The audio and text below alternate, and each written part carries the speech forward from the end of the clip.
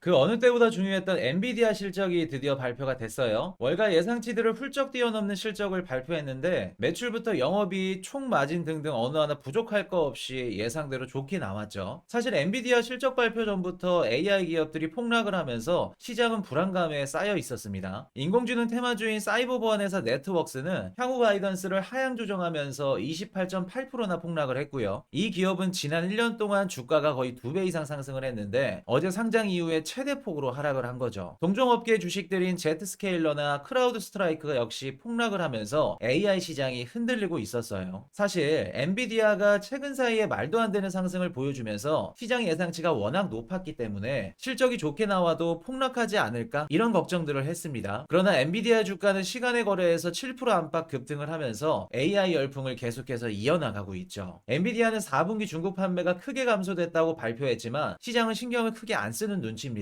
사실 이번 엔비디아 실적 발표가 중요한 이유는 따로 있죠. 상반기 미국 증시는 AI 이슈로 인해 폭발적으로 상승을 하고 있었지만 한편에서는 AI 버블이 아닌가? 이런 의심들이 점점 커지고 있었고 시장에서는 변곡점이 될 수도 있는 시점을 바로 엔비디아 실적 발표로 보고 있었던 거죠. 만약 엔비디아가 힘을 못 쓰고 고꾸라진다면 AI 관련 기업들 포함 미국 증시도 조정 구간에 들어간다는 분석들이 많던 상황이었고요. 시장의 우려와 정반대로 AI 기업들은 다시 상승세를 보여주고 있고 같은 날 FOMC 회의록도 발표가 됐죠. 내용은 저번 파월 연준 의장의 연설과 비슷한 내용들이 적혀 있었는데 인플레이션이 2%로 지속해서 하락하는지 신중하게 판단할 것이고 중요한 부분은 연준 직원들의 경제 전망이 12월 FOMC 때보다 약간 더 강해졌다는 겁니다. 즉 연준은 미국의 경제 상황을 긍정적으로 판단하고 있고 금리 인하를 서두를 필요가 없다는 걸 간접적으로 이야기를 해주고 있는 거죠. 미국의 경제 상황이 여전히 좋기 때문에 금리 인하를 굳이 할 필요가 없고 고금리를 장기간 지속하겠다는 것을 의미합니다. 많은 투자자들이 금리를 인하하면 유동성을 공급하는 거니까 주식시장에 당연히 좋겠지? 이런 생각을 하실 겁니다. 과거 데이터를 살펴보면 금리 인하 구간보다 금리 인상이나 금리를 유지하는 구간에서 대체적으로 증시가 큰 폭으로 상승을 했습니다. 금리 인하를 다른 말로 해석하면 경기가 좋지 않기 때문에 금리를 내릴 수밖에 없다는 이야기와도 같습니다. 이 때문에 금리 인하가 무조건적으로 주식을 상승시켜주는 건 아니라는 거죠. 그럼 앞으로 금리 인하 시점이 조금 더 뒤로 밀릴 수도 있다는 의미이고 현재 증시 상승세가 조금 더 지속될 가능성이 높아진다는 거죠. 하지만 단기적으로 조정이 올 가능성도 열어두셔야 됩니다. 작년 12월부터 시장은 금리 인하 기대감으로 인해서 증시에 많은 자금이 유입이 됐고 거기다 AI 이슈까지 합쳐지면서 정고점을 갱신하고 있는 상황이죠. 하지만 금리 인하는 당분간 힘들겠다라는 것을 시장이 받아들이는 순간